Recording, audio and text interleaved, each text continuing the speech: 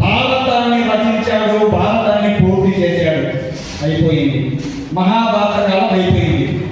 తరువాత ముందే చెప్పాను, ఇదంతా భగవంతుడు ముందే రాసి పెట్టాడు. ఈ రోజు మన ఆర్ఎస్ఎస్ 1925లో స్థాపన చేయడం కోసం బ్రహ్మ లిఖితం అది. 1925లో మన సంఘం స్థాపన చేయడం కూడా ముందే భగవంతుడు రాసి పెట్టాడు. మహాభారత కాలం ముగిసింది. దుష్టులు, ముష్కరులు, ఎడారి ప్రాంతం నుంచి వలస వచ్చి భిక్షాటన చేసేటువంటి మూర్ఖులు ఇక్కడికి వచ్చారు. మోఘాలులో మన యొక్క హిందూ రాజ్యాలను ఒక్కొక్కటిగా ఆక్రమించుకుంటూ దేశమంతా వారే రాజ్యాన్ని ఎలానేసి మోఘాలుల దండయాత్రలు ప్రారంభమయ్యాయి.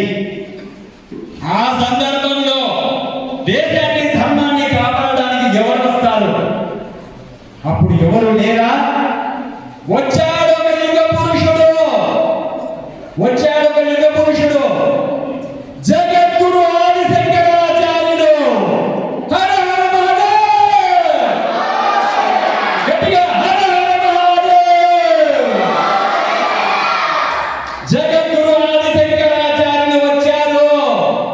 యుగ పురుషుడు వచ్చాడు. ఏది చేశాడు? దేశమంతా దశ దిగ్బంధనం చేశాడు. ఓం టం ప్లయాంకుశేన భూతముండ ప్లయాంకుశేన ఈశాన్య దిశో పద్మామి చక్రాయ స్వాహ అంటూ దశ దిశలు కూడా శ్రీచక్రాన్ని స్థాపించాడు. శక్తిపీఠాలు స్థాపించాడు. మన భారతదేశానికి రక్షణ కల్పించాడు. అయినప్పటికీ కూడా మోఘాలుల దండయాత్రలు ప్రారంభమయ్యాయి. కాశీ విశ్వనాథన ఆలయాన్ని దోచుకోవడానికి మొఘలులు వచ్చారు. వేల మంది సైన్యంతో మొఘలులు వచ్చారు. అప్పుడు జగద్గురు ఆది శంకరాచార్యులు స్థాపించినటువంటి నాగ సాధువులు, అఘోరాలు, కేవలం నాగ సాధువులు 3,000 మంది 30,000 మందిని తరిమి కొట్టారు. మొఘలులను గట్టిగా చప్పట్లు కొట్టాలి, వారు చెప్పాలి. ఈ చప్పట్లు ఎవరికి? ధర్మాన్ని కాపాడినటువంటి ఆ నాగ సాధువులకు చెందుతాయి. ధర్మాన్ని స్థాపించినటువంటి ఆ యుగ పురుషుడు ఆది శంకరాచార్యులకు మాత్రమే చెందుతాయి. మనకు వెండి ముద్దలు కాదు, ఆది శంకరాచార్యులకు ప్రతి ఒక్కరి చప్పట్లు చెందాలి. ఎవరు కాపాడినప్పుడు మొఘలుల నుంచి మన దేశాన్ని? జగద్గురు ఆది శంకరాచార్యులు స్థాపించినటువంటి అఖాడా నాగ సాధువులు, అఘోరాలు. మన హిందువులు స్వామీజీలు అంటే గంట కొట్టుకుంటూ ఉండేవాళ్ళు అనుకున్నారా? కాదు. పిలక వేసుకు తిరిగే వాళ్ళు అనుకున్నారా? కాదు. 1925 సంవత్సరం నుంచి నేటి వరకు 100 సంవత్సరాలలో వేల కొలదిగా స్వామీజీలను తయారు చేసింది మన సంఘ శాఖ, నిత్య స్వయం శాఖ. ప్రభాత శాఖ అయితేనేమి, సాయం శాఖ అయితేనేమి, సాప్తాహిక అయితేనేమి. సాప్తాహిక అంటే వారానికి ఒకసారి వెళ్తారు.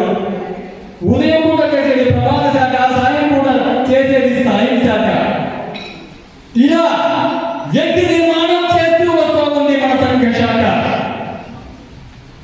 అటువంటి ఈ భారతదేశానికి ముష్కరులు ఎక్కువయ్యారు. భాషల పేరిట, మతాల పేరిట, వర్గాల పేరిట, రాజకీయాల పేరిట మన హిందువులలో చిచ్చు పెడుతూ ఉన్నారు. అందుకే చెప్తున్నాను మళ్ళీ ఒకసారి ఈ సందర్భంగా, రాముడేలిన రాజ్యమిదిరా, రత్నరాసుల నిలయమిదిరా, ధర్మదేనుగు పాదమోనిన కర్మభూమిర సోదరా, కర్మభూమిర సోదరా. రాముడేలిన రాజ్యం ఇది. శ్రీ మహావిష్ణువే ధర్మ సంస్థాపన కోసం రాముని రూపంలో మన భారతదేశంలో ఆవిర్భవించి ధర్మాన్ని సంస్థాపన చేసినటువంటి భారతదేశ భారతదేశం మన భూమి, ధర్మభూమి, ధర్మాత్ములు నడియాడినటువంటి భూమి, మన భూమి వేద భూమి, విశ్వగురువుగా ఉన్నటువంటి భూమి మన భారత భూమి. నిజమా కాదా? ఒకటి బాగా గమనించండి ఆత్మీయులారా, సనాతన బంధు వారసులారా, మనమే కావాలి. రాబోయే తరాలలో కూడా ఈ రోజు 100 సంవత్సరాలు జరుపుకుంటున్నటువంటి ఈ పండుగనే తర్వాత మళ్ళీ 100 సంవత్సరాలు చేసేటప్పుడు మన బిడ్డలు చెప్పుకోవాలి, మా తల్లిదండ్రులు ఒకప్పుడు 100 సంవత్సరాలు వేడిని ఘనంగా నిర్వహించారు అని. అటువంటి భావం మనది. సంఘం మన నుంచి ఏమి కోరుతూ ఉంది? ధనం కోరుతూ ఉందా? ఇక్కడ నుంచి ఎవరి నుంచి ధనాన్ని ఆశించిందా సంఘం? లేదు, వ్యక్తి నిర్మాణాన్ని మాత్రమే కోరుతూ ఉంది. అమలడానికి అర్థమవుతుందా లేదా? అది అర్థమవుతూ ఉంటే కనుక మీ ఇంటి నుంచి మాట్లాడారా స్వాములారా, మీ ఇంటి నుంచి ఒక్కరు మాత్రము ధర్మం కోసం, దేశం కోసం కొంత సమయాన్ని ఇవ్వడానికి నిత్య సంఘర్షాలకు ఇవ్వండి. నిత్య సంఘర్షాలకు ఇవ్వండి. అది ఉదయమా, సాయంత్రమా, సాప్తాహిక ఏదైతేనేమి సంఘానికి ఇవ్వండి. ఒక్కరిని, ఒక కుటుంబం నుంచి. అలా ఒక్కరిని ఇస్తే మీ కుటుంబంలో ఉన్నటువంటి అందరూ కూడా ఆనందంగా జీవిస్తారు. నీ కుటుంబంలో ఉన్నటువంటి అందరూ కూడా సంతోషంగా హిందువులుగానే జీవిస్తారు. ఎక్కడో బంగ్లాదేశ్ లో ఉన్నటువంటి జరుగుతున్నటువంటి అయితేనేమి, పాకిస్తాన్లో జరుగుతున్నటువంటి గురించి నేను చెప్పడం లేదు. మన దేశంలో, మన రాష్ట్రంలో, మన గ్రామంలో, మన ఇంటి పక్కనే జరుగుతూ ఉంది. ఒక్కసారి మనసు పెట్టండి, మీ బుద్ధికి పదులు పెట్టండి. మన కుటుంబాన్ని మనం కాపాడుకోవాలంటే హిందువుగానే పుట్టాలి, హిందువుగానే చావాలి, హిందుత్వంలోనే. ఈ సందర్భంగా నేను చిన్న ఒక సంఘటన చెబుతున్నాను. మనం ర్యాలీగా వస్తూ ఉన్నాం. వచ్చే సందర్భంలో ఇక్కడ ఒక మాత్రం కాలు దెబ్బ తగిలి కుంటుకుంటూ వస్తుంది కట్టుకొని. ఎందుకు వచ్చింది? ధర్మం కోసం వచ్చింది. ఒక చంటి బిడ్డ సంకరేసుకుని ఒక తల్లి ఇక్కడ వచ్చింది. ఎందుకు వచ్చింది? ఆ బిడ్డకి హిందూ ధర్మం యొక్క విలువలు తెలపడానికి ఆ బిడ్డను సంకరేసుకొని వచ్చింది. అది మన నారీ శక్తి. అటువంటి ఈ భారతాన్ని కాపాడుకోవడానికి మనం చేయవలసినటువంటి కొన్ని ఉన్నాయి. ప్రతి ఇంటి నుంచి కూడా ఒకరిని దేశం కోసం, ధర్మం కోసం ఇవ్వాలి. ఇవ్వడం అంటే పూర్తి సమయం అని కాదు. వారికి వీలున్నటువంటి కొంత సమయాన్ని రోజుకు 1 గంట వారు కేటాయించగలిగితే చాలు ధర్మం కోసం. అలాగే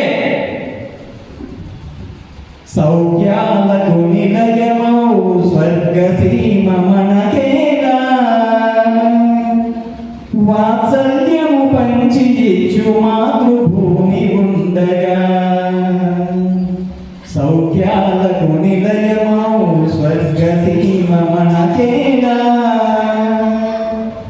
వాత్సల్యము పంచి ఇచ్చు మాతృభూమి ఉండగా.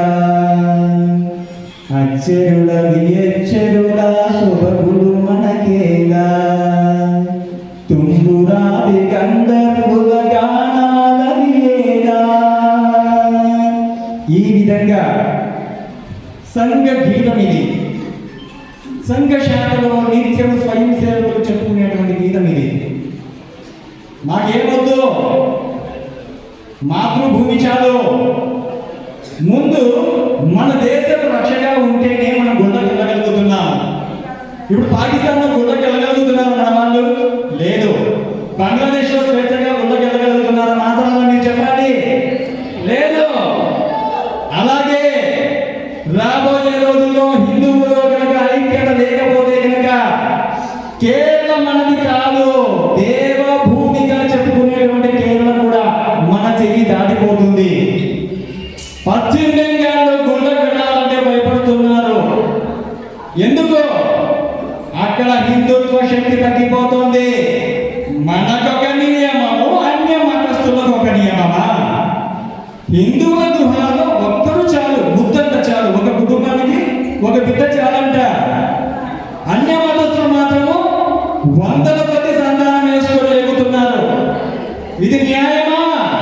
కాదు. ప్రతి హిందువు ప్రతి కుటుంబం నుంచి కనీసం 3 లేదా 4 సంతానం ఉండగలగాలి.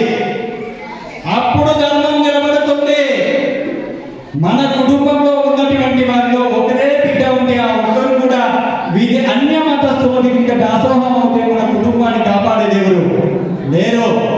కాబట్టి ప్రతి కుటుంబం నుంచి కూడా 3 లేదా 4 సంతానం నుండి హిందువుల సంఖ్యను పెంచాలి. పశ్చిమ బెంగాల్లో తగ్గిపోయింది హిందువుల సంఖ్య. అటు